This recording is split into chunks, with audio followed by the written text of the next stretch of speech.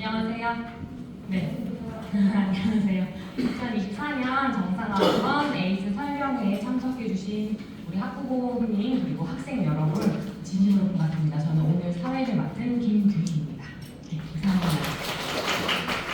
네, 오늘 설명회는 총 3개의 부분으로 구성이 되어 있는데요. 1부에서는 에이리얼 팀장님이 우리 학원의 중등 레벨 배정 과정과 그리고 학습 로드맵에 대해서 설명을 할 예정입니다.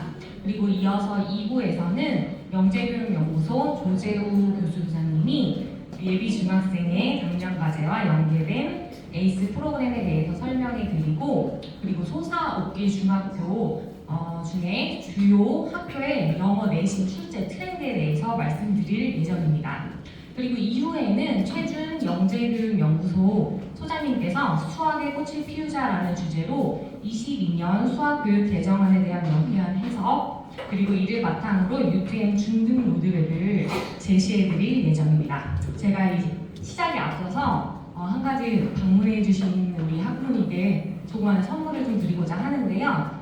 핸드폰을 열으셔가지고 핸드폰 돋보기 처음 화면에서 정산어학원 소사옥길이라고 하시면 저희 채널을 보실 수가 있으세요.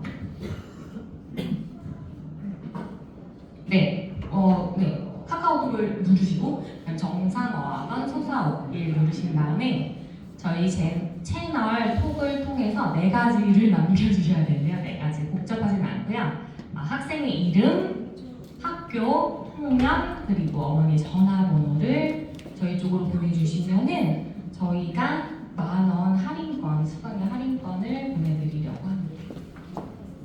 혹시 못 찾으시거나 잘 안 되신 분이 있으시다면은 표시해 주시거나 아니면은 이 설명회가 끝나기 전까지 아니면 끝나고 나서도 저나 저희 학원 선생님들 통해서 말씀을 해주시면은 저희가 도와드리도록 하겠습니다.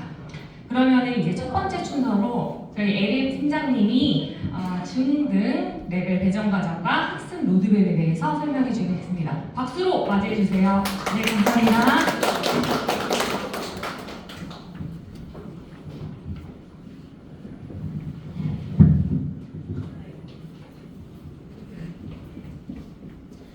네, 안녕하세요. 오늘 에이스 설명회 1부 시작을 맡은 정상학원 팀장 에리얼입니다.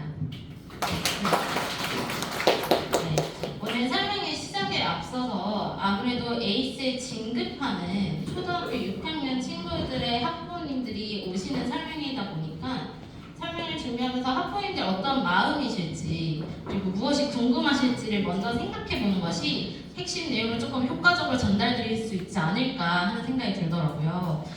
근데 제 머릿속에는 계속 한 단어밖에 안 떠올랐어요. 바로 불안감인데요. 아이들이 체스에서는 아무래도 스피킹과 라이팅을 좀 중점적으로 수업을 진행하다 보니까 이제 내신 성과를 내야 되는데 과연 지금까지 잘 준비해준 것이 맞을까? 체스에서 애들이 배운 내용이 에이스랑 잘 연관이 될까? 하는 불안감이 좀 있으셨을 것 같고, 또 우리 아이들이 그래서 어떤 레벨에 들어가게 되는 걸까 하는 궁금증도 있으셨을 것 같은데요. 오늘 이 내용을 통해서 학부모님들의 그런 불안함을 제가 조금 해소시켜 드릴 수 있으면 정말 좋을 것 같습니다. 우선 시작하기에 앞서서 에이스 레벨 배정이 어떻게 진행되는지 그 절차를 안내 드리려고 하는데요. 에이스에 진급하는 모든 아이들은 온라인 프리테스트를 응시해야 됩니다. 재원생 친구들 같은 경우에는 아마 이번 주 수요일 날 다 마무리가 되었을 거예요. 근데 혹시나 아직 응시하지 않은 친구가 있다면 꼭 주말까지 응시를 완료할 수 있도록 한 번만 말씀해 주시면 좋을 것 같습니다. 비재원생 친구들 같은 경우에는 설명회가 끝난 후에 저희에게 문의를 주시면 관련해서 도움 드리도록 하겠습니다. 아이들이 온라인 프리테스트를 봐야 되는 이유는 각각의 수준이 이제 다 다르기 때문이죠. 근데 같은 시험지를 주면 어떤 아이들한테는 그 시험지가 너무 쉬울 것이고 어떤 아이들한테는 너무 어려울 것이에요. 그렇기 때문에 온라인 프리테스트를 통해서 우리 아이들이 어떤 난이도의 시험지를 보는 게 좋을 것인지 1차적으로 판별해보는 그런 시험이라고 보시면 되고요. 아이스의 레벨을 결정하는 가장 중요한 시험인 지필고사는 5월 8일에서 5월 9일 날 진행될 예정입니다. 5월 8일에서 그래서 5월 9일 날 아이들의 지필고사도 진행이 되지만 영어 인터뷰도 진행이 됩니다. 그럼 여기서 레벨 배정이 끝이 날까요? 네, 아닙니다. 아니고 5월 17일 날 체스 친구들 같은 경우에는 진급평가를 또 볼 거예요. 우리 체스 DT라고 하는 시험이 있죠? 그 체스 DT에서 나오는 점수 또한 굉장히 중요합니다. 그 점수 또한 굉장히 중요하기 때문에 우리 에이스에 진급하는 친구들이 체스 마지막 레벨까지도 멋있게 마무리하는 것이 굉장히 중요할 것 같습니다. 그럼 여기서 보셨을 때 영어 인터뷰도 보고 체스 마지막 레벨도 굉장히 중요한 평가 항목에 들어가 있는데 영어 인터뷰를 왜 보는 것일까 좀 의아해하실 수 있어요. 근데 그 부분은 우리 에이스 수업이 어떻게 구성되어 있는지를 확인하시면 조금 이해가 되실 것 같습니다.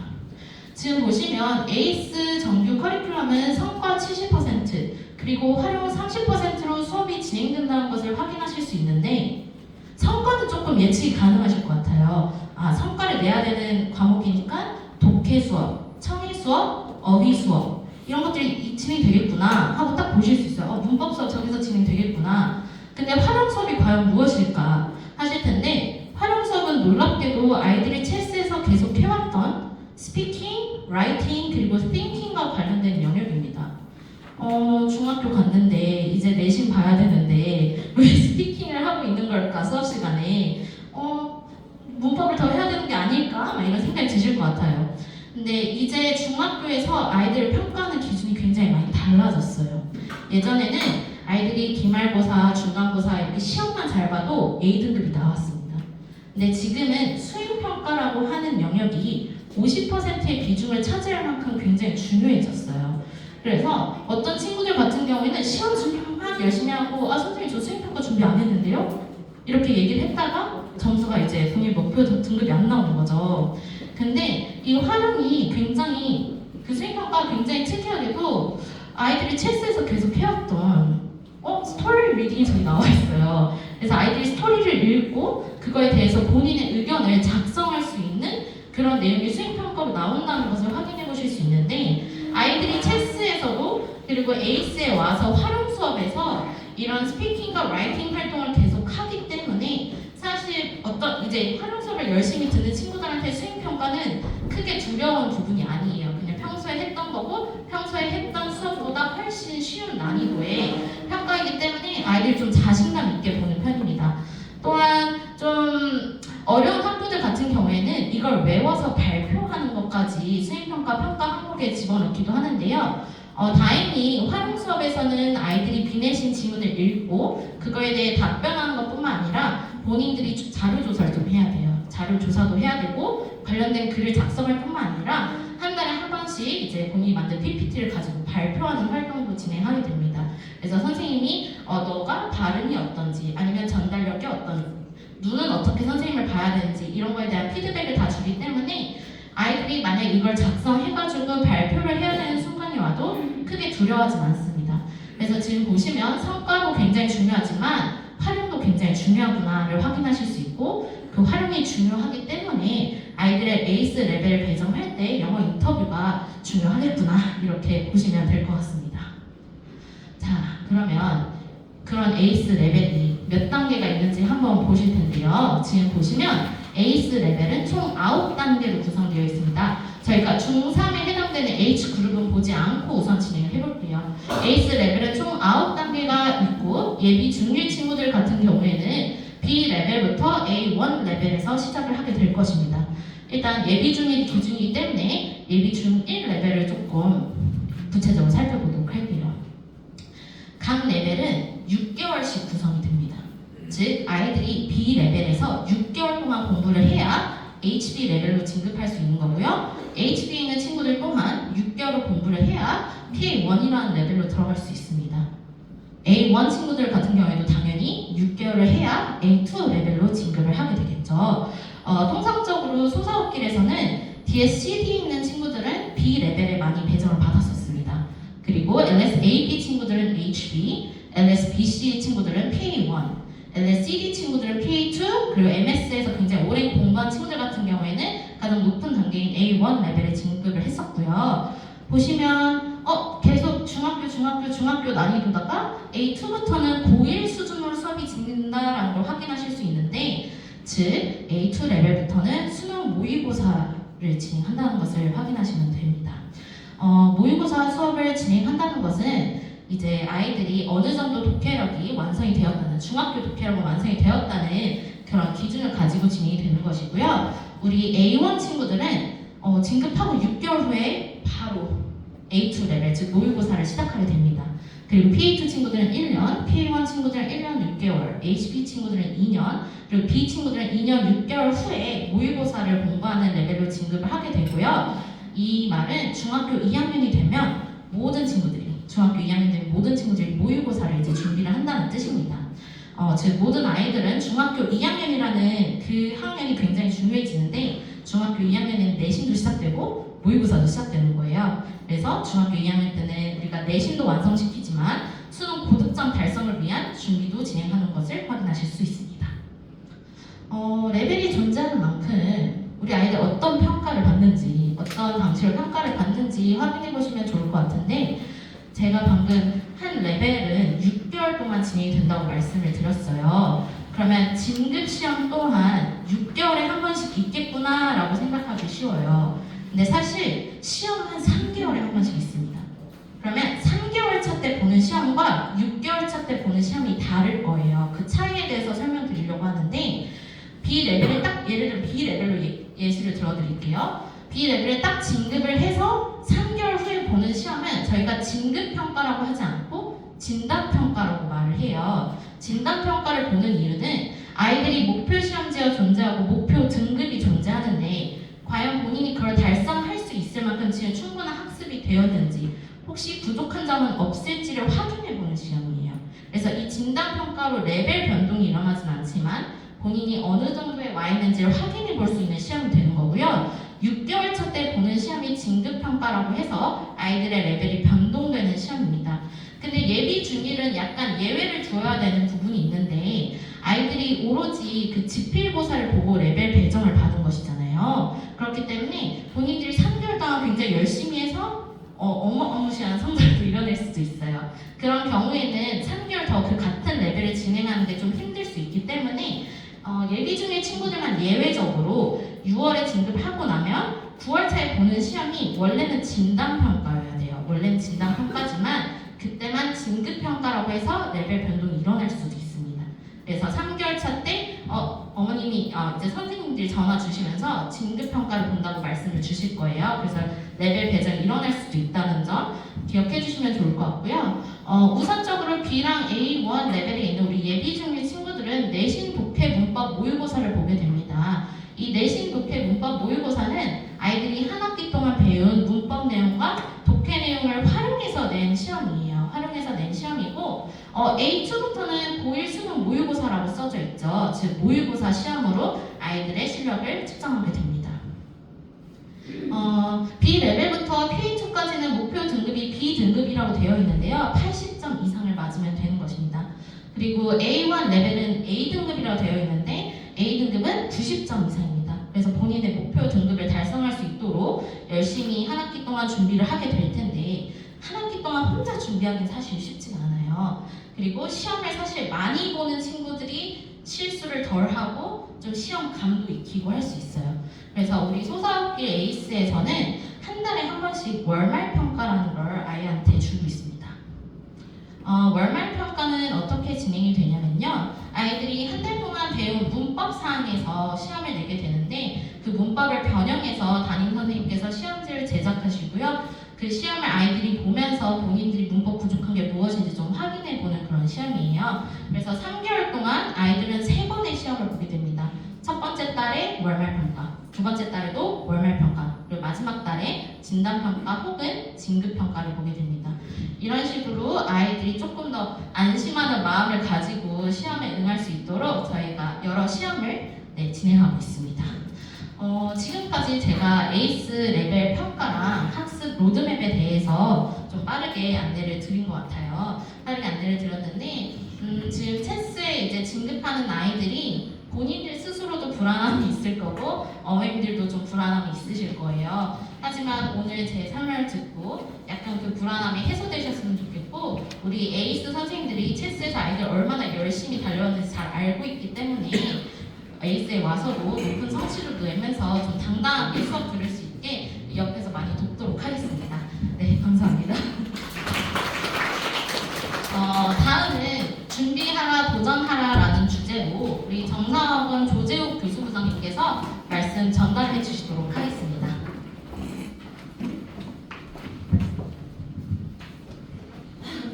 네, 안녕하세요. 소리가 좀 크네요.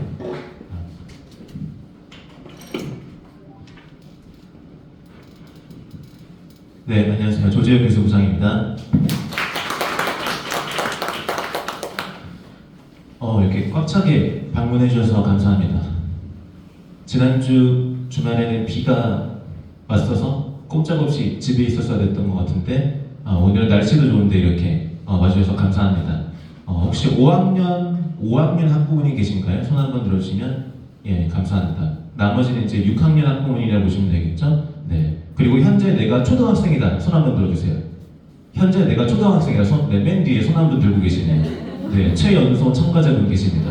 그래서 나의 미래는 내가 쟁취하는 것이다 라는 마인드로 이렇게 직접 행차해 주신, 아까 보니까 수학 문제집을 풀고 있더라고요. 예, 배신감을 느꼈습니다. 소리 좀 낮출게요.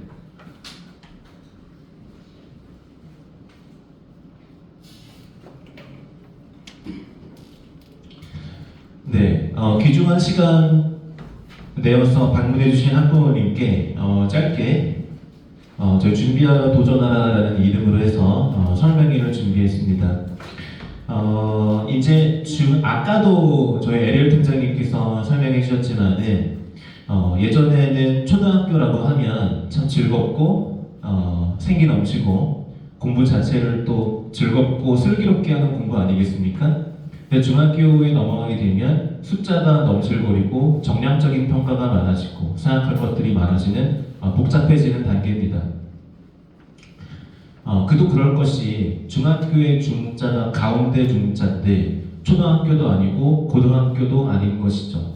초등학교 때는 아무래도 전인격적인 공부를 하는 데에 초점을 맞춘다고 하면, 그리고 고등부 과정에 아무래도 대입이라는 굉장히 명확한 목표가 있다고 하면 중학교는 그렇지 않기 때문에 그냥 한 살 한 살 먹다 보면 뭔가 방향성을 찾겠지라고 생각하면 안 된다. 그래서 우리는 명확한 목표가 있어야 되는데 그 목표는 국가의 교육 시스템이 만들어주는 것도 아닙니다. 교과서만 만들어줄 수 있는 것도 아니고 학생이 그리고 학부모님께서 함께 수입하고 그것을 하나하나 헤쳐나가야 된다. 그런 생각으로 설명회를 준비했습니다. 지금 말씀드릴 설명회 내용은 제공해드린 자료에는 존재하지 않지만 한번 화면으로 만나보시면 좋을 것 같습니다. 자, 우리가 이제 예비 중학생인데 만약에 아직 5학년이라고 해도 가야 할 길은 비슷하다고 보시면 됩니다. 자, 영어과 한정으로 봤을 때 예비 중학교는 어디에 초점을 맞춰야 되냐라고 하면 첫 번째는 뭐죠? 예, 신중의 신이라고 하는 내신입니다. 예, 중학교 내신이 되어야 뭐든지 더 많은 활동이 가능한 겁니다. 자, 두 번째는 뭘까요? 네, 수능 마인드입니다. 내가 중학교 3학년인데 대수능 영어 영역 봐서 탑을 찍겠다. 어려운 일이죠. 굉장히 어렵습니다. 다만 우리가 중등 과정 내에 적어도 수능의 마인드는 확립하고 고교로 진학하겠다. 이런 목표를 가지고 이행한 학생들은 확실히 고등학교에 가서 공부할 수 있는 그 질이, 그 폭이 확실히 달라집니다. 세 번째는 활용 영어. 우리 앞에서 설명에서 말씀드렸던 것처럼 수행 평가의 영역이 굉장히 넓어지고 있고 깊어지고 있습니다. 예전에는 교과서의 일정 부분을 대략 암기하면 선생님께서 이거 외워와 이거 써와 정도만 하면 그냥 만점 받던 시험이었는데 지금은 좀 그렇지가 않거든요. 그래서 굉장히 어려워지고 있기 때문에 활용 영어의 중요성이 10년 전보다 훨씬 크다. 말씀을 드립니다. 자, 첫 번째로 중학교 내신 출제의 경향에 대해서 설명을 제공해 드리겠습니다. 자, 중학교는 기본적으로 교과서 중심으로 공부를 하면 됩니다. 그리고 이 교과서를 보완해주는 학교 프린트가 중요한 건 당연한 말씀인데 추가적으로 외부 지문이 출제되는 학교가 점차 늘어나고 있습니다. 굉장히 많이 늘어나고 있고 모 학교, 1로 시작해서 C로 끝나는 학교는 외부 지문을 중심으로 아예 출제가 되고 있죠. 시험 유형은 어휘와 어법, 대화문, 본문, 서술형 이런 유형들 다 이미 공통적으로 나오고 있는 그런 유형이다 라고 보시면 되고, 그러니까 중요한 것은 내가 중학교 내신 영어가 나오지 않는데 고등학교 영어 내신이 나올까요? 전혀 나오지 않거든요. 절대 나오지 않거든요. 그래서 지금 내가 영어 내신 공부하는 방법을 익혀놔야 고등학교 내신은 그냥 차원이 다르다고 보시면 됩니다. 차원이 달라요. 지금 영어가 3차원이면 고등 영어는 4차원으로 넘어가는 거기 때문에 지금 준비하는 것이 고등과정의 초석이 될 것이다. 이렇게 말씀을 드립니다.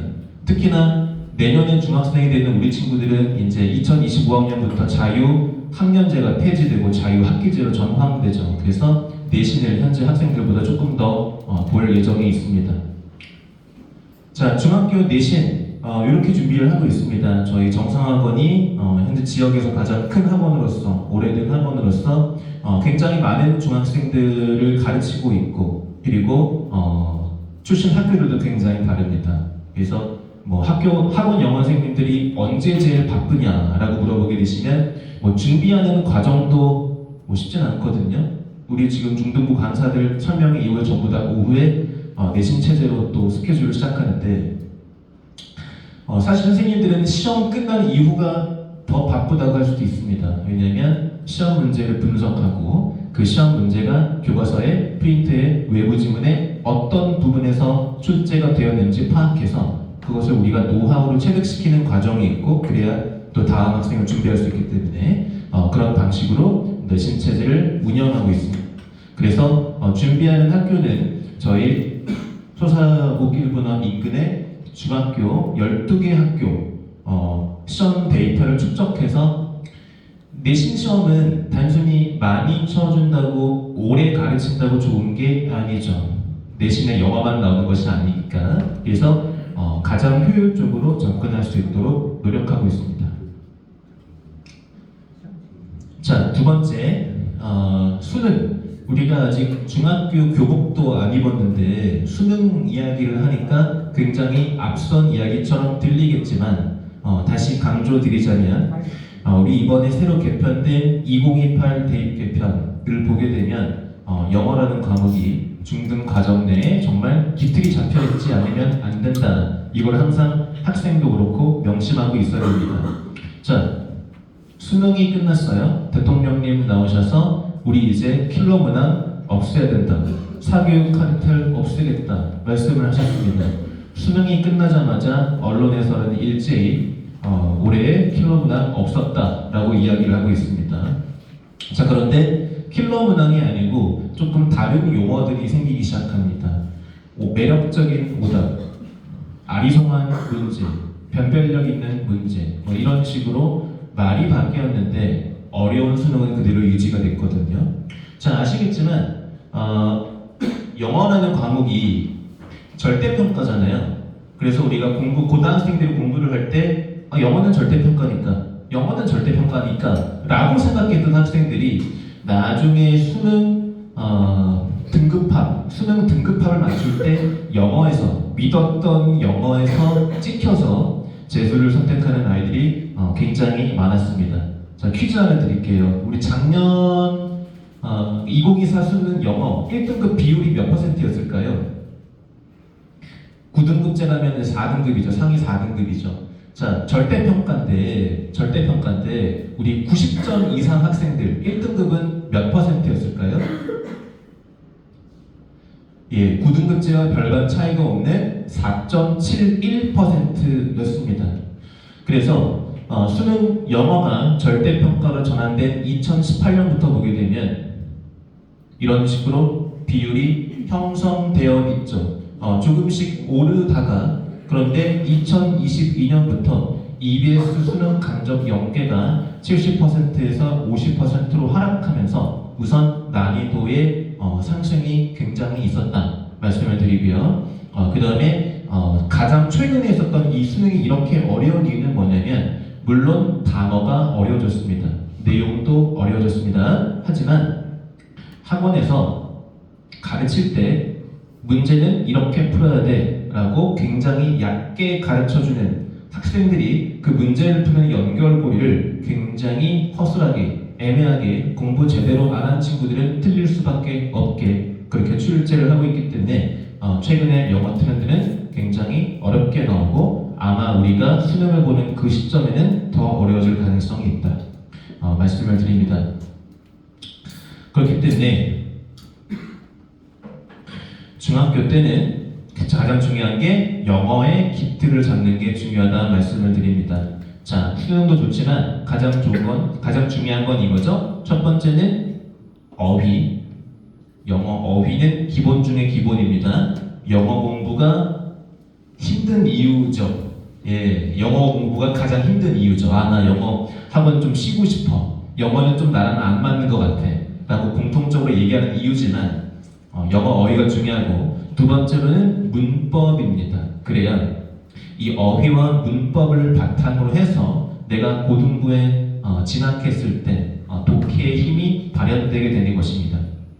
그래서 다시 거듭 강조드리지만 중학교 때 내가 영어를 얼마나 다져놓는가가 내가 고등학교 교복을 입었을 때 준비하는 그 질이 달라질 것이다 말씀드릴 수가 있겠습니다. 자, 우리가 지금 아직 초등학생인데 그리고 중학생이잖아요. 우리가 지금 수능 문제를 풀면 당연히 맞출 수가 없거든요.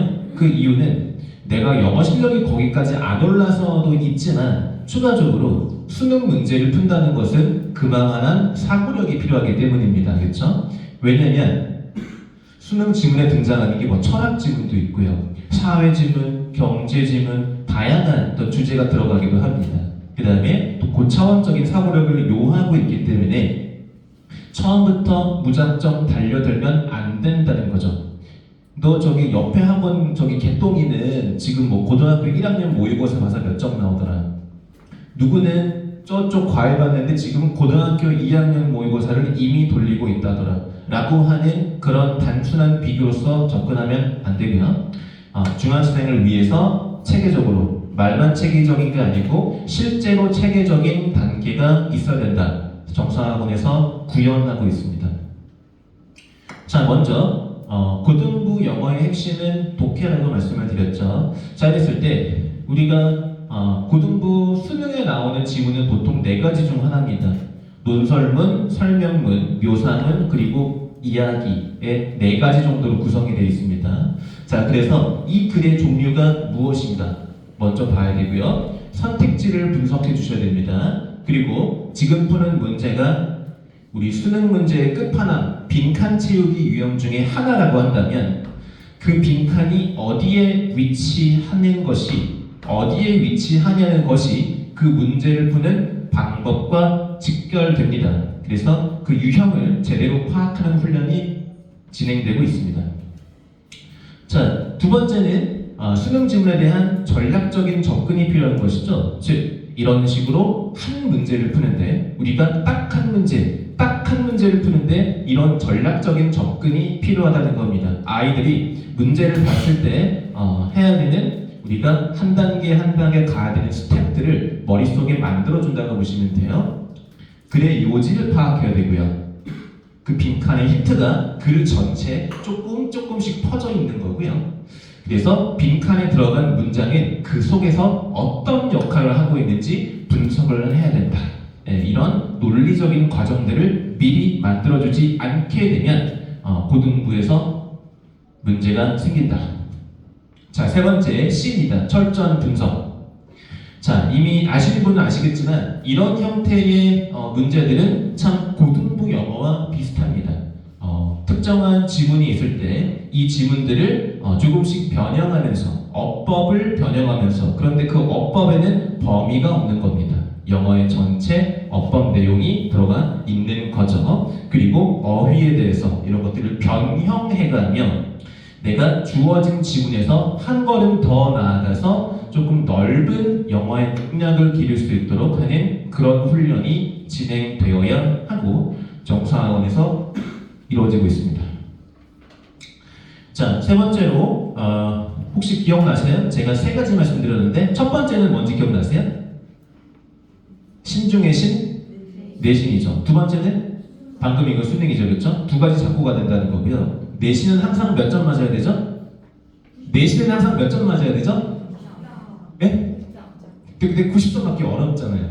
근데 90.0을 맞기가 어렵잖아요. 그럼 몇 점 맞아야 되죠? 100점 맞는다는 생각으로 가시면 됩니다. 설령 내가 1로 시작해서 10으로 끝나는 학교에 가더라도 나는 100점 맞겠다 라는 생각으로 가야 된다 이겁니다. 자, 세 번째는 말씀드린 대로 활용 영어입니다. 활용 영어. 자, 활용 영어가 우리나라에서 활용하면 이제 뭐죠? 말하고 쓰는 이런 영역이지 않습니까? 옛날부터 이 영어 스피킹에 대한 그런 전 국민적인 의지가 있었던 시대가 있지 않습니까? 그렇죠? 뭐 이나영 나와서 막 영어 완전 정보 막 이런 영화도 있었고 영어 한번 내가 말하는 거 잘해보고 싶다 뭐 그런 게 있었었는데 현재 영어 스피킹이 필요한 이유는 그 이유를 뛰어넘습니다. 중학교 시험에 나오기 때문이에요. 중학교 시험에 나온다는 것이고 그러니까 다시 아까도 말씀드렸지만은 우리가 옛날에는 주어진 문장들을 그냥 외우고 또는 어떤 대화문을 뭐 암송한다든지 이런 방식으로 수행평가를 만점받을 수 있었는데 지금은 앞서 설명의 자료와 같이 조금 더 어려워지고 깊이가 있어진다는 겁니다. 그 중에는 프레젠테이션을 동반하기도 하고요. 그래서 정사학원에서 공부하는 활용 영어는 그냥 학교에서 진행하는 수행평가 수준을 맞춘다 정도가 아니고 저희가 어학원의 아이덴티티를 함께 가지고 있기 때문에 그 노하우를 집약해서 우리 교실이 바로 특목고다라는 생각으로 아이들의 어떤 배경 지식을 심어주는 것에서부터 내가 질문에 대한 답을 하고 나만의 스피치를 만들어서 직접 발표하는 것까지 해서 여기서 공부하는 친구들이 이 퀄리티를 가지고 어떤 고등학교에 가서 발표해도 문제가 없을 정도로 그런 목표를 가지고 지도하는 것이 활용영어의 특징이다 보시면 돼요. 현재 정상학원 초등부 체스 과정 보내고 있다 손 들어 보실래요? 나 체스 과정 우리 아이가 정상학원 체스 과정 보내고 있다. 네, 손 들어 주시요. 예, 감사합니다.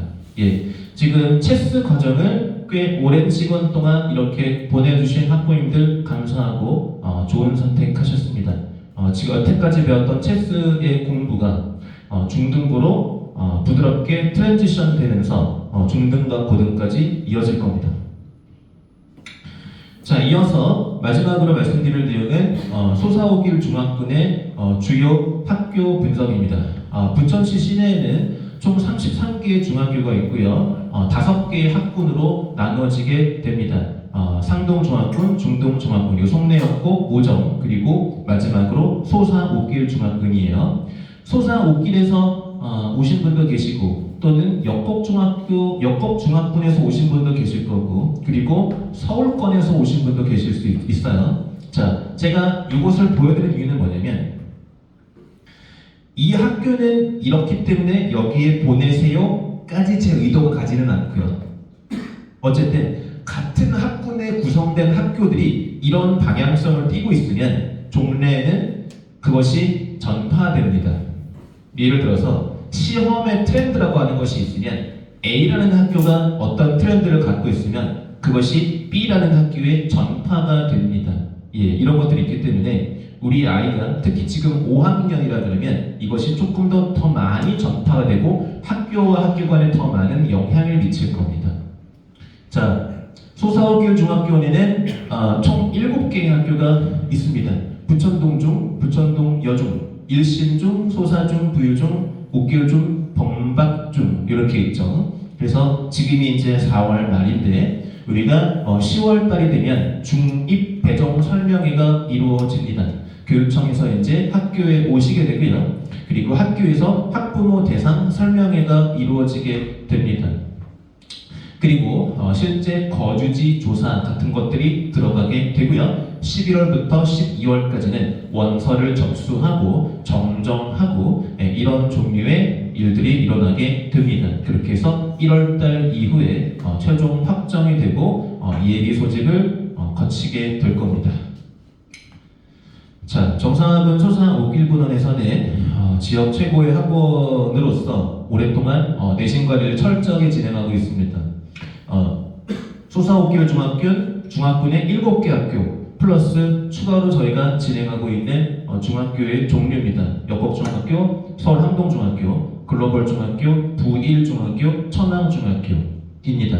지금 저 두 번 썼네요. 예. 지금 부일중하고 범박중은 이미 시험 끝났죠, 그렇죠? 예. 부일중 범박은 이미 시험이 끝나서 점수를 잘 받아왔어요. 자, 뒤에는 학교별로 시험 트렌드를 설명드리겠습니다. 자, 시험 끝난 이후에 선생님들이 정말 바빠지는 이유는 이 선생님들의 머릿속까지 들어가야 되기 때문입니다. 그래서 각 문항별로 사실 이런 것들은 각 학교 선생님들께서 문제를 출제하기 전에 미리 스케치를 해두셨겠지만 저희는 그것 없이 다시 이제 복원을 해야 되는 것이죠. 각 문항별로 어떤 종류의 문제인지, 난이도는 어떠했는지, 그리고 배점은 어땠는지, 어떤 특이사항이 있었는지 등등을 정리하는 과정을 거치는데 옥길중학교는 시험이 아주 어려운 학교다라고는 하기가 어렵습니다. 예, 그런데 서각평이 꾸준히 출제가 되고 있고요. 그 다음에 내용이 문제를 잘 읽어야 되는 당연한 말씀인데 그렇죠? 문제를 잘 읽어야 되는 그런 문항들이 출제가 됩니다. 즉 문제 자체가 굉장히 어려워서 틀린다라기보다는 문제에서 제시하는 조건들이 조금 복잡해서 이거를 잘 해석하지 못하면 틀리는 경우가 존재한다 말씀을 드립니다. 옥길중학교 학군 전체로 봤을 때 난이도 문제가 있기도 하나 문법 실력이 어느 정도 정립되면 충분히 A까지 도전할 수 있는 학교로 판단됩니다. 두 번째, 말씀드린 대로 서답형 문제가 출제가 되는데요. 조건이 많이 걸려있는 편이고 중위권 학생들한테는 까다롭게 느껴질 여지가 있습니다. 세 번째, 작년 2023년 2학년 1학기 영어 중간고사 기준으로 평균은 77.1점이었고요. 중학교 성적은 절대평가죠. A 등급은 39.5%, B 등급은 18.4%로 학생 10명 중에 6명은 80점 이상을 받을 수 있습니다. 이미 알고 계시겠지만 우리 아이들이 고등학교에 진급하게 되면 10명 중에 4명이 90점 이상이었지 A 등급이었지만 그 4명 중에 1명만 10%에 들어야만 1등급이 될 수 있다. 이것도 이미 알고 계실 겁니다. 즉 중학교에서 시험 받는 게 다가 아니다 이렇게 말씀을 드리는 거예요.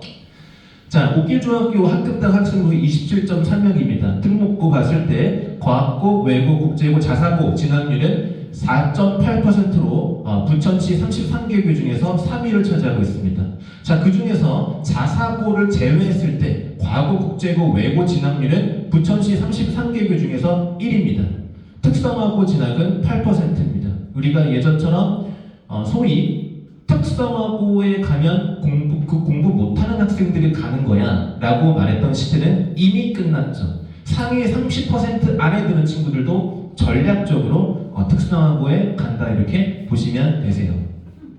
자, 그 다음에 멋진 학교 일신중학교 소개해드리겠습니다. 자, 오른쪽에 공백을 보면 학교 추가 프린트라고 되어 있는데 이것은 교과서 외 지문이라고 보시면 됩니다.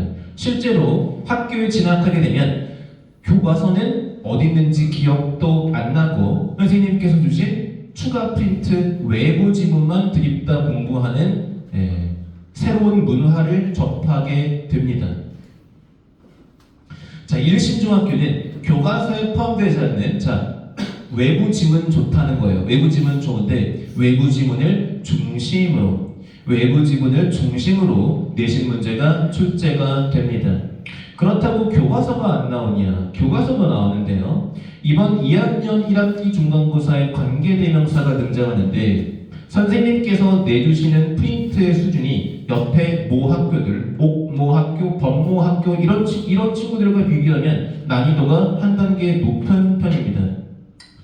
자, 평균은 그럼에도 불구하고 74.1% A를 받는 학생이 10명 중에 3명 이상이다. 이렇게 보시면 됩니다. 자, 전교생이 많은 학교고요. 학급당 학생 수가 29.1명, 1, 2, 3학년이 모두 교육청 기준치인 과밀학급 기준 28명을 약간 상회하는 수준입니다. 시험이 굉장히 어려운데 그럼에도 불구하고 일정 수준의 A가 나오는 이유는 학생들이 공부를 꽤 하기 때문입니다. 우리가 소위 부정적인 어감이 있지만 일제고사라고 하는 이 내신 시험이라고 하는 것은 학교마다 다르죠. 근데 전국에서 국가 통계 학교 질을 파악하기 위해서 보는 시험, 국가 수준 학업 성취도 평가에서 부천시 3위, 33개 중에서 3위를 차지하고 있는 소위 말해서 공부 잘하는 학교입니다. 위에는 석천상인이 있어요. 자, 특목고 진학률 보시게 되면 4.1%, 부천시 4위고요. 자, 그런데 이 중에서 자사고를 제외하게 되면 12위, 1.8%입니다. 자, 역곡중학교 잠깐 소개해드리겠습니다. 자, 역곡중학교 시험 문제가 어려운 학교는 아닙니다. 자, 외부 지민을 투입하는 경우가 있고요. 그리고 난이도 조절을 위해서 변별력을 주기 위해서 문법 문항에 조금 베리에이션을 주기도 합니다. 다시 말씀드리지만 시험은 꽤 쉬운 편인데요. A의 비율은 크게 높지는 않습니다. 총 10명 중에 4명만이 80점 이상을 받는 학교임을 볼 수가 있습니다. 학급당 학생 수 25.6명이고요. 3학년은 약간 소수점 단위로 과밀입니다. 특목고 진학률 2.1%, 부천시 18이고요. 자사고 제외했을 때 부천시 10입니다. 즉 자사고는 한 명도 못 보냈다는 뜻입니다. 특성화고 진학률은 조금 높은 편입니다. 자, 마지막으로 범박중학교까지만 오늘 일단 준비를 해왔습니다. 자, 범박중학교는 일신중학교와 함께 변별력을 보여주는 학교였습니다만 최근에 끝난 시험을 봤을 때 그래도 어렵지는 않았다 이런 생각이 듭니다. 다양한 문제 유형을 다양하게 가공한 문제가 많이 보이고요. 옥길중학교와 비슷하게 10명 중에 4명은 90점 이상을 받습니다. 자, 범박중학교에 진학했을 때 참 예측할 수 없는 것이 신생학교이기 때문이죠. 신생학교라고 하게 되면 선생님들도 교장도 교감도 선생님도 이런저런 많은 시도들을 문제를 낼 때도 교육과정을 어떻게 전달하느냐에서도 많은 시도들을 하고 그 이후에 정착되기 마련입니다. 지금은 정착이 되고 있는 과정이겠죠. 그렇기 때문에 시험 대비할 때 조금 더 유의할 필요가 있습니다. 자, 여기까지 준비한 내용을 소개해 드렸고요. 자, 지금까지 설명드린 중학교 과정을 통해서 요약을 하게 되면 중등 과정 내에서 공부하는 이 영어가 참 중요하다, 그렇죠? 우리가 고등학교 가게 되면 내가 만약에 인문계 체질인 것 같아 라는 아이들이 있다면 그 친구들은 이제 과학을, 통합과학을 공부해야 됩니다. 그리고 수학에 있어서 문이과 통합수능으로 수학이 바뀌었기 때문에 이제 이과의 수학 침공이 시작될 겁니다. 그렇죠? 그렇기 때문에 영어를 미리 공부하는 건 정말 중요하다 말씀을 드리고요. 그 이외에 아까 제가 중학교별 진로 진학 현황을 말씀을 드렸는데 혹시나 특목 진학에 관심이 있는 학부모님들은 소소한 옥길문화에서 해당 프로그램을 진행하고 있음을 말씀을 드립니다. 어학원 과정만으로 특목고에 진학할 수 있다는 것은 거짓말입니다. 입시는 다른 분야이기 때문에 그래서 우리가 입시에 있어서 어떤 것들을 함께 진행하고 있는지 함께 소개해드리고 설명회를 마치겠습니다. 자, 진로 진학 컨설팅과 생기부 관리 그리고 정규 프로그램 그리고 면접 전날까지 실전 입시 프로그램을 진행하고 있습니다. 그래서 저희가 이종 진단, 인터뷰, 생기부 분석까지 해서 우리 친구의 진로 진학을 어떻게 잡으면 되느냐 그리고 학생마다 학습 전략을 어떻게 세워야 되느냐라는 컨설팅을 제공하고 있습니다. 중학교 2학년 때부터는 생기부를 직접 가져와서 선생님들께서 보시는 우리 홍길동, 개똥이의 성향은 어떤 것이냐를 냉철하게 파악해서 앞으로 어떤 부분을 생기부에 채워야 되는지 저희가 1대1로 컨설팅을 제공합니다. 학교에서 배우는 교과 과정만으로 우리가 특목 입시의 공통 질문에 대처할 수 없기에 역사적으로 저희는 관련 시사 상식과 배경 지식, 논리력, 사고력을 증진하는 수업을 지금 중학교 1학년 이상이죠. 이상한테는 5월 달부터 5월 중순부터 토요일 날 진행합니다. 영어 토론과 사수사 프로그램, 면접 프로그램까지 우리가 상위, 우리가 그냥 영어를 잘하고 싶다를 넘어서 내가 정말 상위 학생이 되고 싶다. 특목고에 가고 내가 소위 말하는 좋은 대학교까지 한번 노리고 싶다. 이런 학생들을 위해서 관련 프로그램들이 저희 중등부 내에 다채롭게 준비가 되어 있기 때문에 우리 아이가 현재 어디에 서 있든 간에 원하는 목표를 달성할 수 있도록 최선을 다하겠습니다. 다음 연사는 제가 좀 존경하는 우리 영재교육연구 소장님께서 발표를 하실 건데요. 지금까지는 영어 설명을 드렸는데 우리가 밥 먹을 때도 골고루 먹어야 되잖아요. 오셨는데 영어 설명만 드리면 안 될 것 같아서 우리 새로 개편된 수학 내용에 대해서 어떻게 공부해야 되는지 설명을 잠깐 제공해 드리겠습니다. 우리 소장님께 큰 박수로 환영해 주시기 바랍니다.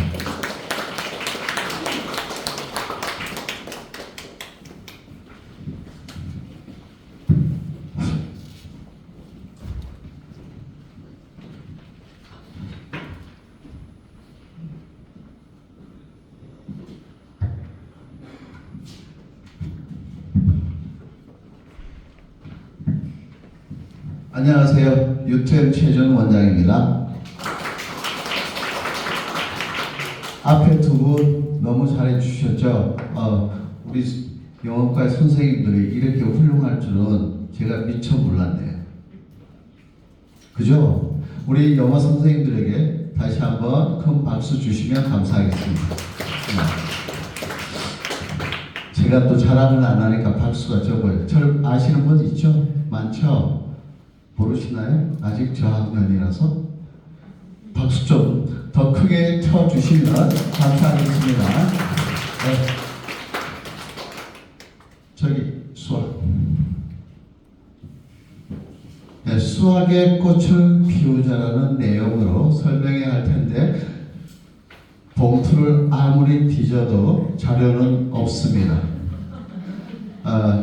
지금 제가 이렇게 주위에 있는 학원들 보게 되게 되면 제가 공개하는 우리 학원에서 하는 프로그램을 그대로 따라서 하는 학원들이 너무 많은 것 같아요.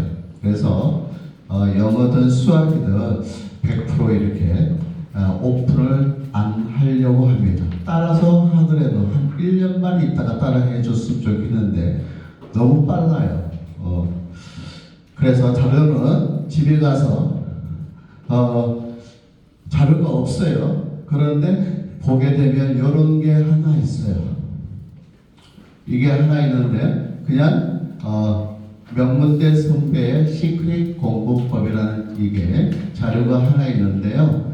자료를 보시면서 우리 아이에게 맞는 공부법을 선택해 주시면 좋을 것 같아. 집에 가서 보셔요. 학생과 함께 우리 아이에게 맞는 공부법은 뭘지 부모님들께서 해 주셔야 될 것은 학원도 올바른 학원을 선택하는 것도 중요하지만 아이들에게 맞는 공부법을 선택해 주는 게 가장 중요하다고 생각합니다. 너무 그냥 경직되어 있는 것 같아요. 제가 못생겨서 그런가? 너무 경직되어 있는 것 같으네요. 이렇게 저도 조금 이게 수학이 오늘 수학을 전적으로 하는 날이 아니어서 그런지 부모님들이 많이 경직되어 있는 것 같고 부모님들이 경직되다 보니까 제 얼굴도 굳어 있는 것 같아요. 천하의 체준이 얼굴이 많이 경직되어 있어요. 대한민국 특목고 1인자 서울대 인서울, 서울대를 비롯해서 인서울 1000명 이상을 보낸 사람, 목동 CEC를 만든 사람, 그 사람이 여기에 있는 이렇게 상남자처럼 생긴 최준이라고 합니다. 반갑습니다. 네, 수학의 꽃을 어떻게 하면 피울 수 있을까요? 자, 수학의 꽃을 피우기 전에 최준하면 영어학원 30년에 정상어학원 FC 1회 원장이라고 하는 것은 모르시나요? 모르시네요. 정상어학원, 전국 정상어학원 FC 1회 원장입니다. 그렇지만 이 수학학원 또한 못지않게 괜찮은 사람이라는 걸 좀 인식해 주시면 부모님들께서 좀 더 저의 말에 집중하지 않을까 싶습니다. 수학교육, 오늘 목차는 수학교육의 미래, 학교 교육도 수업 속에도 특목 수학의 길은 열려있다. IB 교육, 소사 유튜브에 특화된 수업, 초5, 초6 고등수학 마스터하는 루틴, 중3이면 고등과정을 마스터하는 절차적 순서라는 내용으로 짧게 얘기하도록 하겠습니다. 과연 수학교육의 볼륨 좀 낮추면 수학교육의 미래에 있어서는 우리가 수학교육의 미래 어떻게 하면 수학의 꽃을 피울 수 있을까? 저는 이렇게 생각합니다. 아버님, 혹시 수학교육의 미래는 어떻게 변할까요? 혹시 생각해 보셨어요? 지금 잠시 생각한다면 10초 동안. 네. 아버님께서 큰 박수 주세요. 밝게 빛날 거라고 하셨습니다. 박수 주세요, 어머니들. 네. 여기 조건이요. 커피 쿠폰 가지고. 아버님은 드려야 돼. 자, 제가 생각하는 것은 인공지능과 수학은 분리돼서 생각할 수가 없다. 이렇게 생각합니다. 인공지능이 만드는 프로그램이면 그 알고리즘은 코딩이라고 생각합니다. 그리고 인공지능을 움직이는 것은 모든 수와 양을 나타내는 개념, 정수, 유리수, 실수, 즉 수라고 생각합니다. 또한 인공지능에 필요한 항목은 함수, 벡터, 행렬, 미분, 확률이라고 생각합니다. 그래서 인공지능 시대에서 우리가 선구자적인 역할을 하기 위해서는 이제는 수학을 안 할 수가 없다. 수포자가 되면 안 된다. 물론 대입시에서도 우리가 가장 중요한 역할을 하는 것이 영어가 아닌 수학이지만 미래 사회에 선구자적인 역할을 하기 위해서는 수학이 제대로 해야만 된다 생각합니다. 그래서 저는 이렇게 생각합니다. 수학의 꽃을 피우기 위해서 무엇이 필요할까? 부모님 다 알고 계시잖아요. 수학에 있어서 가장 필요한 것은 개념이다. 이렇게 얘기할 수 있겠습니다. 개념은 수학이라는 나무의 꽃을 피우기 위한 뿌리다. 개념은 뭐라고요? 개념은 뭐라고요? 그 나무의 뿌리라고 생각할 수가 있겠습니다.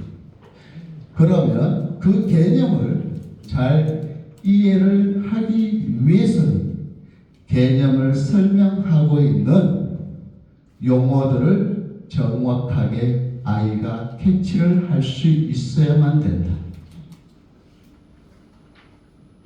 우리가 개념 하지만 그렇습니다.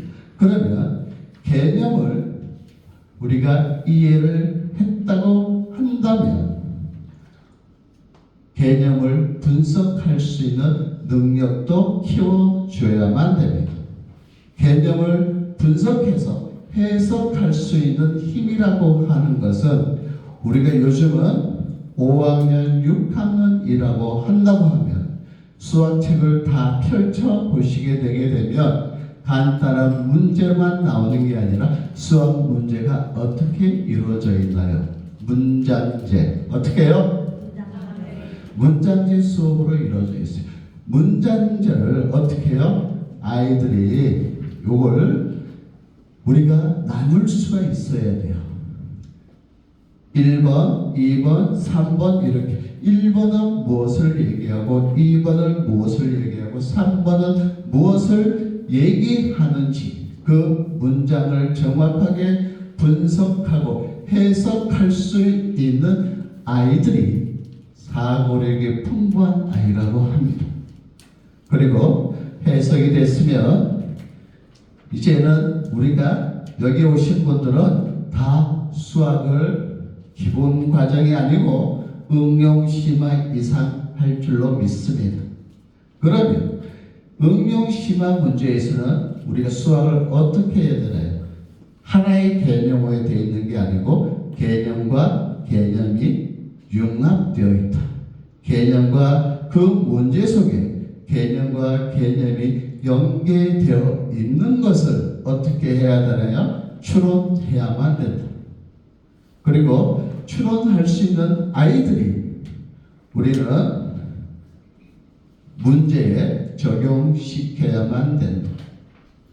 자, 뒤에서도 얘기를 하겠지만 문제에 적용시킬 뿐만 아니라 미래에 수학의 꽃을 피우기 위해서는 22 수학 개정 교육 과정에 일치되는 뭐가 필요할까요?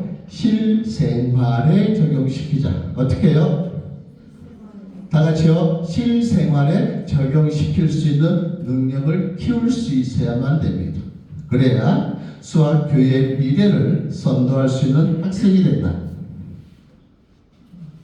자, 여기서 보시게 되면 22 수학 교과 역량에서는 문제 해결 역량, 추론 역량, 의사소통 역량, 연결 역량, 정보 처리 역량을 이렇게 수학 교과 역량이라고 합니다. 이 수학 교과 역량은 수학적 개념을 단계적으로 하되 어떻게 해요? 실생활에서 적용시킬 수 있어야만 된다라고 하는 것. 이 실생활에 적용시킬 수 있는 게 특목고의 공통 제시문 면적이다. 그리고 대입시에서도 지금 너무 멀죠? 대입시라고 하니까.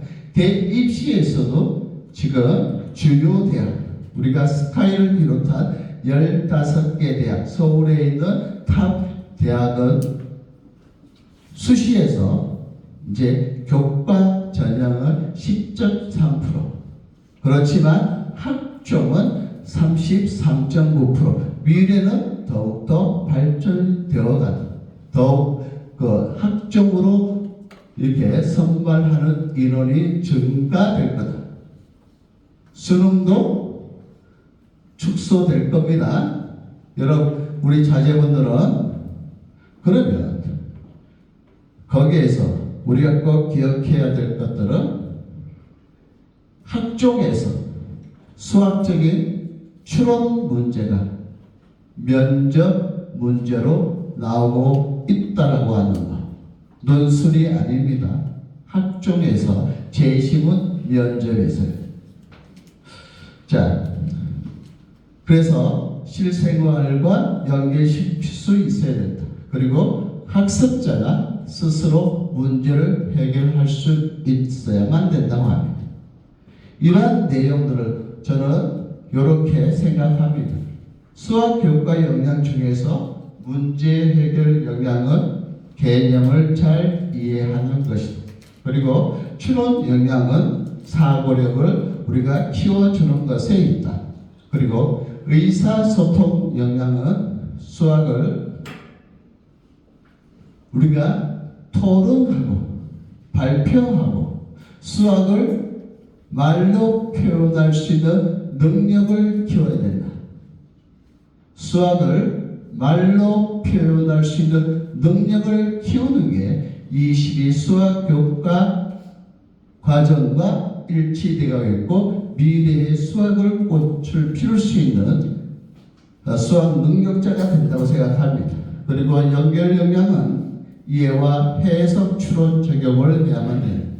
정보 처리 영향에서 우리가 내년부터 25년부터는 3, 4학년부터 시작해서 디지털 교과서가 이제 아이들에게 배분되는 거 아시죠? 자, 디지털 교과서라고 했어요.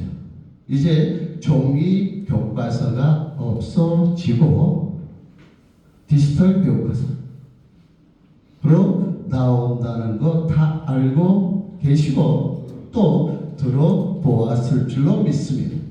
그럼 디지털 리터러시에서 리터러시라고 하는 것은 영어로 그냥 문학이라 생각하는데 여기서 우리가 얘기하는 디지털 리터러시는 수학적인 문제를 읽고 해석하고 적용시킬 수 있는 능력을 말한다고 생각해 주시면 되겠습니다.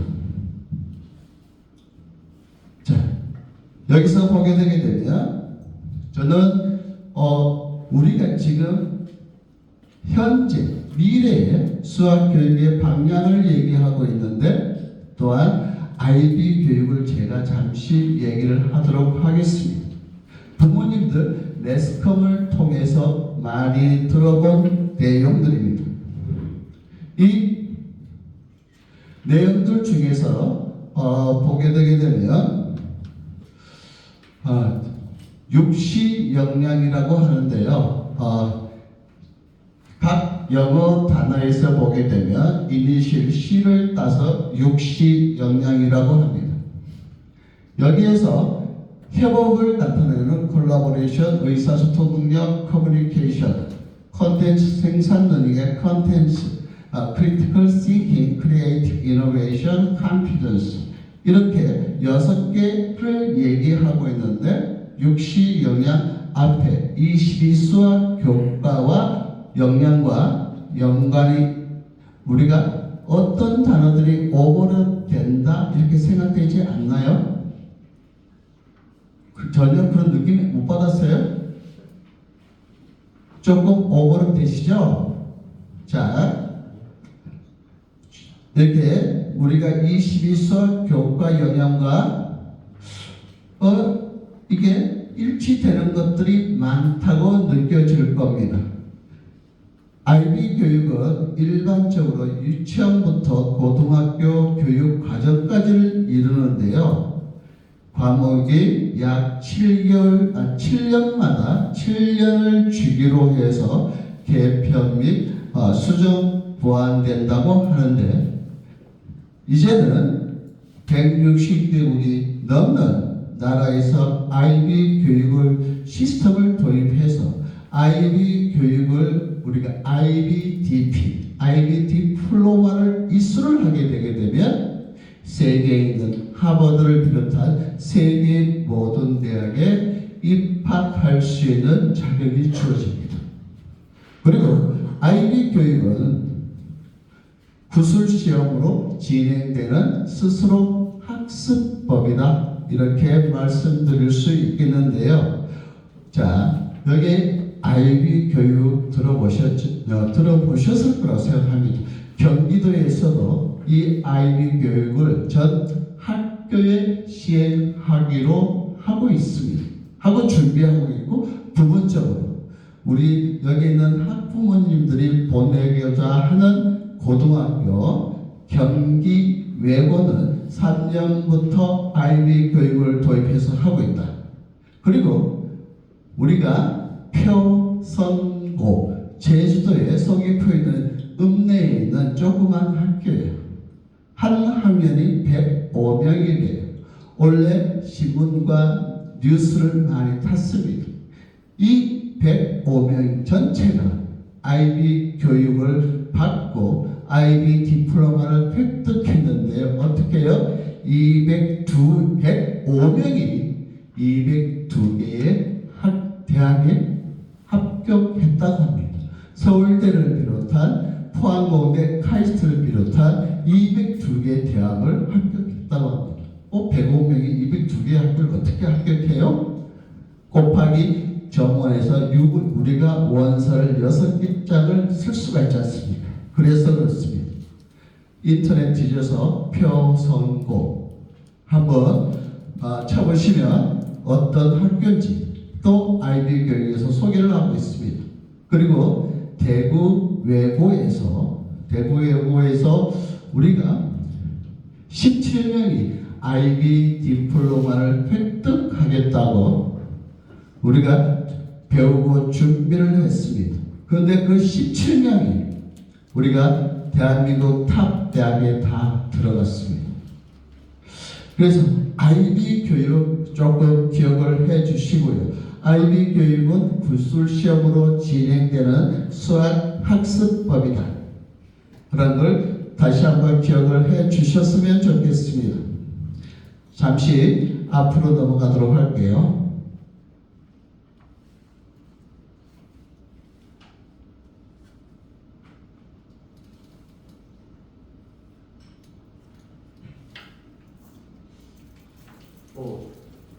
죄송합니다. 우리 직원들이 하나를 빼먹은 것 같아서. 네.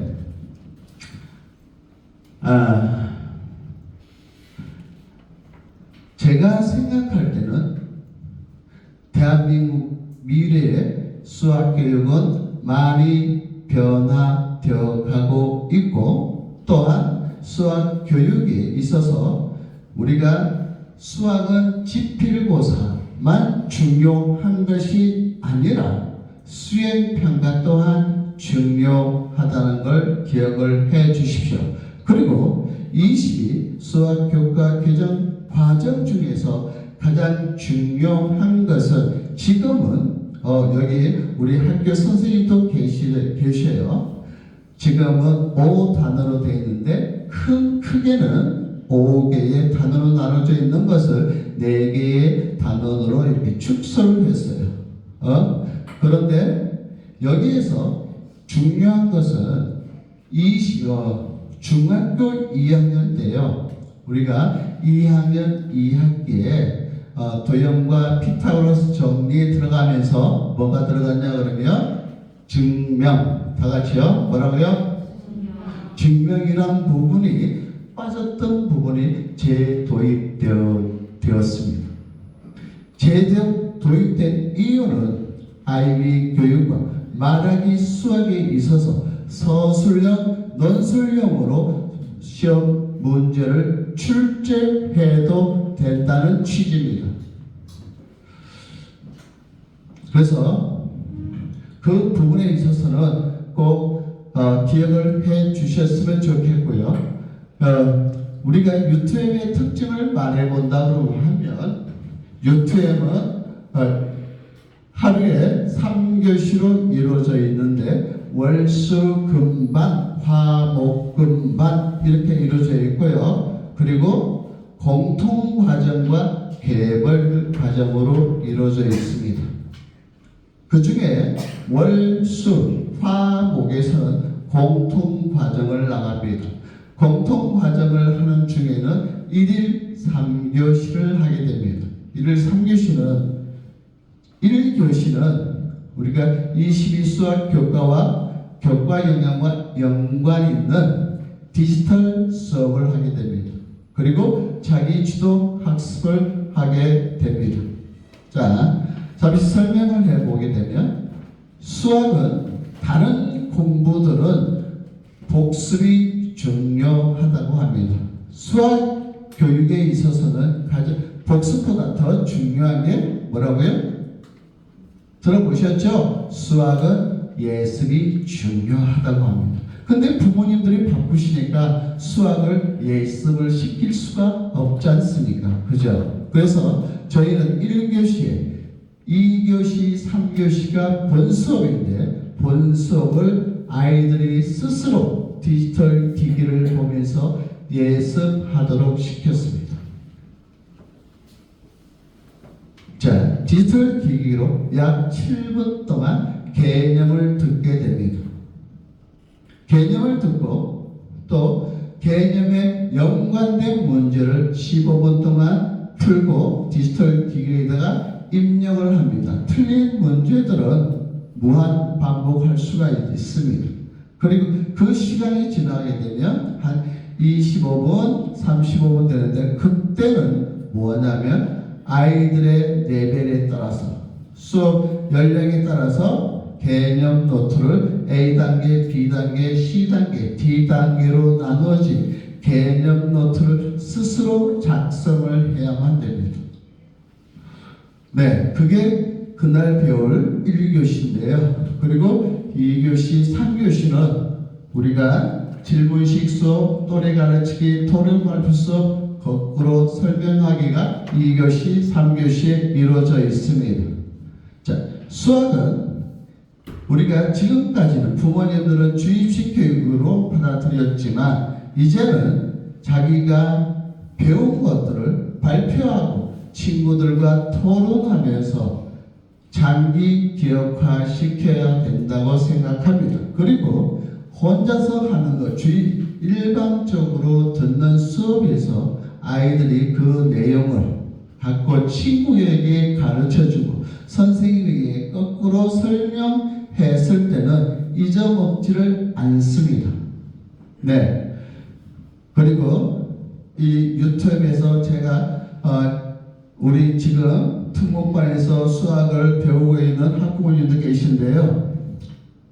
유튜브 수학의 특목 수학은 선생님이 훌륭하시다고 생각합니다.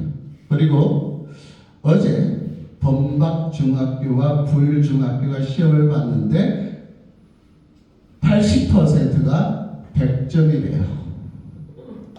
어제 2개 학교까지 시험을 봤는데 이제 3명만 한 문제씩 틀려서 94점이라고 합니다. 그리고 항동 이제 다음 주부터 항동 옥길 일신 역공을 시험 보지를 않고요. 이런 학생들이 시험을 볼 텐데 제가 생각할 때는 숫자로 얘기하면 50명 이상이 90명 이상이고 그 중에 7, 80%가 100점을 맞을 거라고 저는 생각을 합니다. 그것이 저희 유템 특목반이고 그 특목반 아이들이 고등수학뿐만 아니라 대입에서 1등을 맞을 수 있도록 선언과 심해가 잘 이루어져 있습니다. 네, 오늘 지금까지 많이 기다리셨는데 힘드시죠? 이게 가장 중요하지 않을까. 다른 것보다도 다른 것들은 궁금하시면 저희 예약하고 유튜브에 찾아주시면 제가 자세하게 설명을 해드리도록 하겠습니다. 이 유튜브에 초등학교 5학년이 우리가 초등학교 5학년부터 시작하게 되면 중3이에요. 중3 8월이게 되게 되면 우리가 고등과정이 2학년 2학기까지는 다 끝난다 이런 뜻이에요. 그거 한 번씩만 선행하는 게 아니다. 유튜브 프로그램은 선행과 심화가 이루어져 있다라고 보시면 되고요. 자, 유튜브는요, 정규반에서는 1년에 4분기 학교에서 하는 2개 학년이 완성되어 간다. 그리고 여기서 보게 되게 되면 초등학교 6학년 때 중학교 1학년 과정을 하는데 1학년 과정을 다른 과정들은 3개월이에요. 중학교 1학년 1학기 과정은 6개월씩 하고 있습니다. 이것은 왜 그러냐 그러면 우리 아이들이 수학을 배울 때 숫자로만 배우던 학생들이 기호와 문자와 합쳐진 문제 유형에 완전히 대sek임질, 내sek임질 하기에는 좀 무리가 있더라. 3개월에서. 그래서 6개월을 해요. 중학교 1학년 1학기 과정을 6개월 했을 때는 중3 과정 전체 과정을 3개월에 끝내도 아이들이 다 받아들이고 있더라. 지금 우리가 그렇게 하고 있습니다. 그리고 중학교 1학년 때 중2-2 과정이 배우는데요. 여기도 6개월이에요. 이 부분이 중학교 2학년 2학기 과정이 신교과 과정, 지금 현재 5학년 6학년들이 중학교 2학년이 되었을 때 배우는 과정인데요. 이 과정에 뭐가 들어가 있다고요? 증명. 뭐가 들어가 있다고요? 증명이 들어가 있어요. 증명 부분에, 도형 부분에 피타고라스, 우리가 과거를 준비하게 되면 삼각함수와 삼각비, 피타고라스의 정리는 무조건 우리가 자소서, 특목, 과거 자소서는 또 일반 특목고 자소서와 틀립니다. 자소서에 반드시 나오고 면접에도 반드시 나오는 문제다 생각해 주시면 되는데, 이 증명을 아이들이 유도하는 과정들이 한두 문제, 10문제, 20문제, 한 20번 풀어봤다고 했다고 해서 다 증명을 유도할 수는 없지 않습니까? 그래서 6개월로 들어가게 되겠습니다. 그러면 이게 이제 우리가 중학교 2학년들이 공통 수학을 하며 있어서 처음에 3개월은 우리가 기본 유형을 하게 됩니다. 나머지 두 번째 3개월 차는 유형과 심화 위주로, 교재도 다르죠. 고정의 수학으로 이렇게 진행이 되겠습니다. 그렇게 되게 되면 우리가 여기 있는 모든 학생들은 대입시를 볼 때 우리는 수학을 공통 수학, 문과형 수능으로 수능을 치른다. 맞나요? 자, 문과형 수능으로 대입을 치른다. 시작. 문과형 수능으로 대입을 치른다. 시작. 기억하십시오. 앞으로는 이과형 수학이 아니라 문과형 수학, 통합 수학으로 수능을 치른단 말입니다. 기억하셨죠? 중요한 거예요. 그런데 내가 의대를 가고 싶어요. 공대를 가고 싶으면 우리가 진로 선택 수학을 해야 됩니다. 미적분 2 선택 과목이에요. 지금은 필수예요. 미적분 2가. 그런데 앞으로는 선택이다. 의대를 가려고 한다든가 공대를 카이스트를 가고 싶다. 과학기술을 가고 싶다. 그러면 미적분 2. 인공지능에 대한 전문가 과정을 하고 싶다. 인공지능 전문가 과정이에요. 일반 대학에서도 코딩 이런 게 아닙니다. 과정을 하고 싶다 그러면 우리가 아까 제가 처음에 인공지능과 연관된 수학 항목들을 말씀드렸죠. 그러면 기하와 벡터를 해야만 됩니다. 선택이에요. 미적분 1까지가 우리가 공통 수학 과목, 문과형 수학에서 하는 수학이라는 거 꼭 기억을 해 주셔서 진로 선택할 때도 5학년, 6학년이지만 지금은 일반고에서 물론 좋은 대학 수능 잘 볼 수 있어요. 그렇지만 제가 특목고 설명할 때 늘 얘기하지만 학종이라고 합니다. 학종. 미래는 학종이다라고 하는 거 꼭 기억을 해 주시는데, 학종을 준비해서 우리가 가장 학종을 잘 준비시켜주는 고등학교는 특목고다, 외고, 국제고, 자사고, 과고다, 영재고다라는 거 기억을 해 주시고요. 거기에서 맞춰서 우리가 공부를 하는 데 있어서 나는 외고, 국제고를 지원시키겠다 그러면 이 미적분 2부터 기하 벡터를 안 시켜도 된다. 아셨나요? 아주 중요한 거예요, 부모님들. 수학을 힘들어 하는데, 우리 아이를 미적분 2, 이게 공대를 보내지 않을 건데, 미적분 2, 그 어려웠다고 하는 특히 여학생들한테 기하와 벡터를 가르쳐야 될 것인지, 깊게 생각해서 거기에 맞춰서 학생 능력과 학생의 잠재적인 능력을 보시고 선택을 해서 수학을 가르치도록 해 주십사.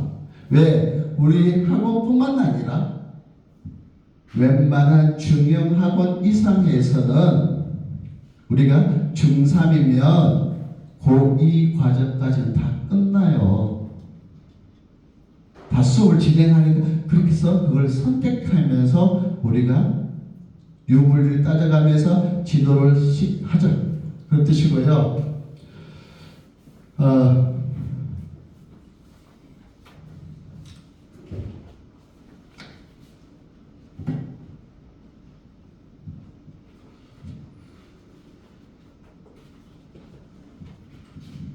네.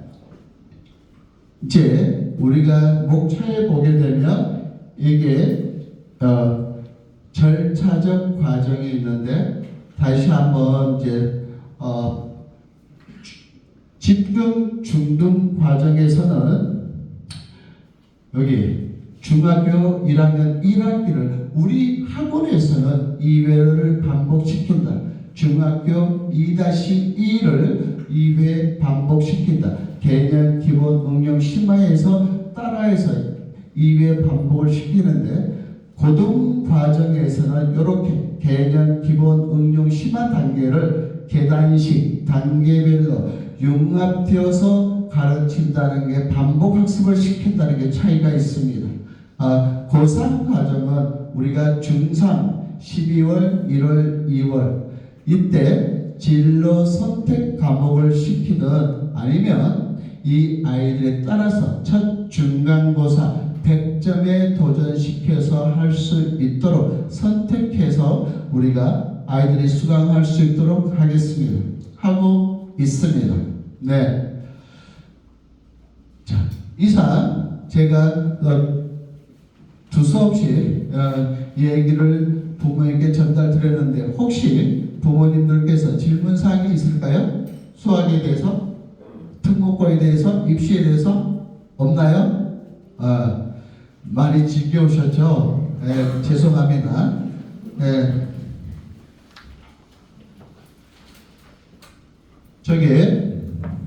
이제 오래 기다리셨으니까 행운권을 추첨을 한번 해보도록 할게요. 이제 번호는 없고요. 이제 넌센스 퀴즈에 하게 되게 되면 자, 우리가 어린 물고기를 두 단어로 표현하게 되면 어떻게 될까요? 어린 물고기. 네, 아버님. 영어요. 네, 아버님. 축하드려요. 아버님 애기랑 같이 왔어요. 거기 치킨권이 있을 거야. 아이가 같이 와서 거기 치킨권이 있을 거예요. 네. 아버님이 우리 교육계통에 계시나요? 그렇게 쉽게 맞춰요? 네. 아주 그냥 넌센스 퀴즈니까 쉽게 웃으면서 얘기하도록 하겠습니다. 정사각형의 동생은?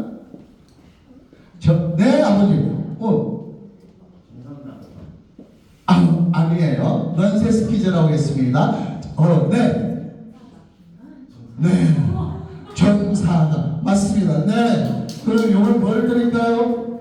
혹시 수학 다니나요? 다니실 거죠? 안 다닐 건가요?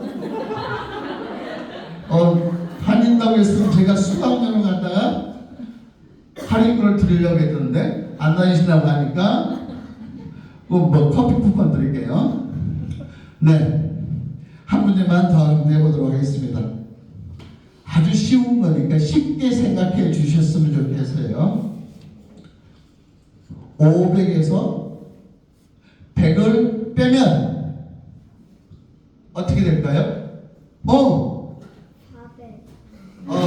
미안해. 네. 네, 어머님. 커피 쿠폰 드리겠습니다. 네.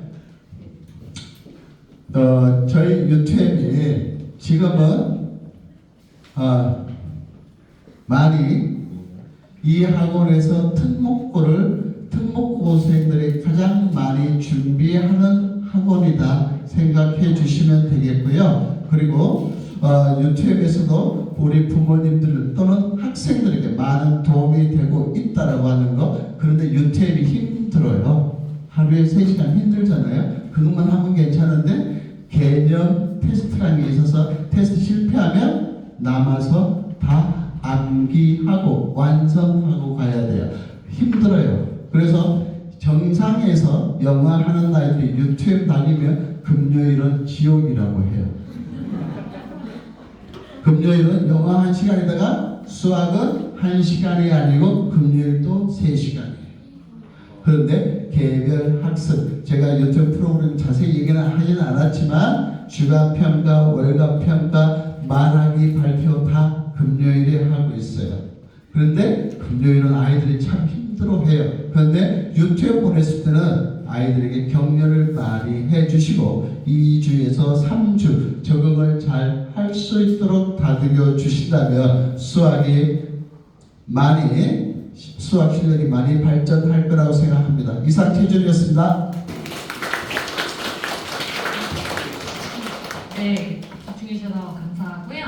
이제 팀장님이랑 부장님 모시고 질의응답 시간 가져보려고 하는데요. 뒤쪽에 보시면은 문에 D라고 쓰여진 강의실이 있는데요. 그 강의실 안에 에이스 교재를 보실 수 있으세요. 그래서 가시기 전에 혹시 에이스 과정에서 어떤 교재가 사용하는지 궁금하신 분은 D 강의실에서 과정별 교재를 확인하실 수가 있습니다. 그러면은 팀장님이랑 부장님 모시고 질의응답 시간 좀 잠깐 가볍게 가져볼게요. 혹시 이 과정 중에서 오늘 설명회 중에서 뭐 궁금하셨던 점 혹시 있으신 분 표시해 주실 수 있을까요? 없으실까요? 네. 한 반에 에이스 정원이 딱 정해져 있지는 않고요. 왜냐면 아이들이 다 다르니까 최대 정원 15명 넘지 않습니다. 네. 아까 중학교별로 해서 네. 시험 내역을 다르다고 해주셨는데 네네. 그러면 그 애들한테 맞춰서 시험 때는 준비를 해주는 건지. 네, 저희가 학교별로 반을 구성해서 내신 기간에는 운영을 하고 있어요. 네. 그 시험 기간이 학교마다 다 다른데 네. 그때는 다른 반은 없어요?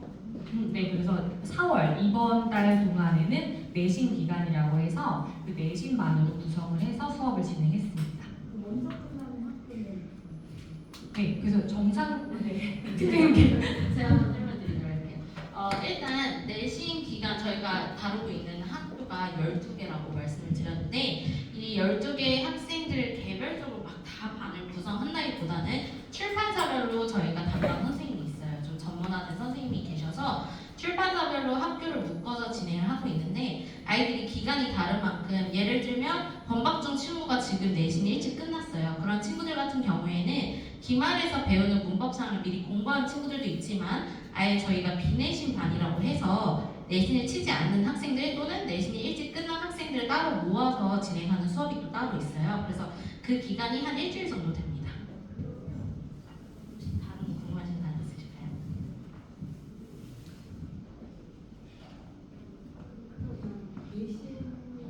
지금 내신 공부를 하는 애들은 학교별로 학교별로 저희가 최대 2학교가 같이 진행되는데 이게 가능한 이유가 내신은 암기해야 되는 게 굉장히 많아요. 예를 들면 본문을 통으로 다 암기해서 줄을 써야 된다거나 아니면 단어가 막 80개 가까이 되는데 그 80개 시험도 다 봐야 되고 대화문 시험도 다 봐야 되고 이런 식으로 시험을 봐야 되는 시간이 많아요. 그래서 저희가 최대 두 학교를 묶어서 한쪽에서 이제 시험을 볼 동안 한쪽에서 이제 개념 설명을 이렇게 진행해주고 이제 이 친구들도 시험을 봐야겠죠. 그래서 이 친구들도 시험을 볼 동안 이 친구들 개념 설명을 해주고 또 기간이 살짝 다르기 때문에 직전 보강을 또 따로 진행을 해주고 있어요. 그래서 이번에 이렇게 시험을 진행했을 때 범박 중 친구들이 먼저 시험을 응시를 했는데 결과 나온 걸로 봤을 때 대부분이 거의 100점도 굉장히 많이 나왔고 틀리면 한 문제 정도? 네, 그런 식으로 나와가지고 저희가 선생님들 충분히 컨트롤이 가능해서 두 학교까지 같이 진행을 하고 있습니다.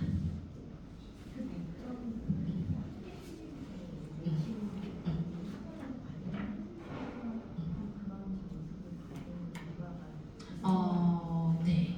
일단 저희가 문제를 굉장히 많이 푸는 것도 있는데 아이들이 암기를 해도 그 문제가 좀 변형돼서 나와요. 그러니까 지문 같은 경우에도 저희가 어떻게 변형될 수 있는지 예를 들면 뭐 4형식 문장이 있었는데 저희가 3형식 전환을 배웠어요. 그러면 미리 지문에서 3형식으로 변환되면 이렇게 변할 수 있어 라던가 아니면 저희가 관계대명사만 배웠는데 접속사, 명사절 접속사가 나올 수도 있어요. 같은 형태로. 그런데 그런 부분까지 다 찝어주는데 그 영역에서 좀 출제가 많이 됐어요. 그래서 아무래도 아이들이 이미 여러 번 연습해본 문제들이 나오다 보니까 실수를 안 하지 않았나 그렇게 생각합니다. 네, 뭐 기본적인 거긴 하지만 뭐 어휘 같은 경우 어떤 식으로 학습을 유도해 주시는지 좀. 혹시 내신 기간 어휘 말씀하시죠? 내신 기간 아니더라도 전체적으로. 정규 수업 단어 같은 경우에는 사실 레벨별로 좀 편차가 있어요. 레벨별로 이제 좀 저레벨에서 시작하는 이제 초육 친구들 같은 경우는 20단어 정도 외우기를 하는데 그 반마다 특성이 또 다르기 때문에 나는 영어 단어 쓰는 것도 좀 충분히 괜찮고 단어 쓰는 것도 한국어 뜻 쓰는 것도 괜찮다 하는 반 같은 경우에 저희가 좀 섞어서 출제를 해요. 그래서 아이들이 영어 단어도 쓸 수 있고 뜻도 쓸 수 있게. 근데 만약에 아직까지는 우리 반 같은 경우에는 영어 단어 스펠링까지 하나하나 암기하는 건 조금 어렵다 하는 경우에 그 특성에 맞춰서 이제 한국어 뜻으로 시험을 보게 하고 레벨이 올라갈수록 단어 개수가 늘어나요. 그래서 20개였다가 50개였다가 80개까지 이렇게 점점점 단어가 늘어가는데 그러면 영어 단어 쓰는 걸 안 하면 나중에 가서 어렵지 않을까요? 라고 하실 수 있지만 저희가 이 단어는 반복이 돼요. 단어 반복이 되고 아이들이 레벨이 올라감에 따라서 이제는 내가 스펠링까지 할 수 있다라는 수준에 도달하기 때문에 그때는 또 이제 저희가 단어랑 한국어 뜻이랑 번갈아가면서 시험이 출제가 돼서 충분히 여러 번 반복되면서 단어 학습이 이루어지고 있고요. 저희가 교재를 여기서 다 하나하나 보여드리진 않았지만 좀 연계가 되어 있어요. 그래서 어휘집에 나온 단어가 독해 지문이랑 듣기 지문에 꼭 나오게 되어 있어요. 그래서 예를 들면 큐리스라는 단어를 배우면 저희가 독해 지문에도 큐리스라는 단어 나오고 듣기에서도 나와요. 그래서 여러 번 좀 반복이 되니까 아이들이 어휘 시험 본 거 이상으로 독해 시간에 한 번 더 듣고 듣기 시간에 한 번 더 듣고 선생님이 마지막으로 정리해 줄 때도 자 우리가 이번에 준비했던 단어가 뭐지? 하면서 한 번 더 언급을 해줘요. 그래서 그런 식으로 좀 여러 번 반복하면서 아이들이 단어만 익히면 기억을 못해가지고 어떤 문장에서 좀 쓰일 수 있는지 이렇게 좀 안내를 해주고 있습니다. 또 혹시 궁금하신 점 있으실까요? 네, 그럼 여기까지 오늘 중등 에이스 설명이 마치고요. 제가 일전에 말씀드린 것처럼 D 강의실에 도서 교재 살펴보실 수 있고요. 저희 그 소속의 정상어학원 채널 통해서 학년, 이름, 그리고 전화번호 남겨주시면은 많은 할인권, 수강권 할인을 받으실 수 있으니까 꼭 저희 쪽으로 연락을 부탁드립니다. 그럼 여기까지로 중등 설명을 마치겠습니다. 네, 참석해주셔서 너무 감사합니다.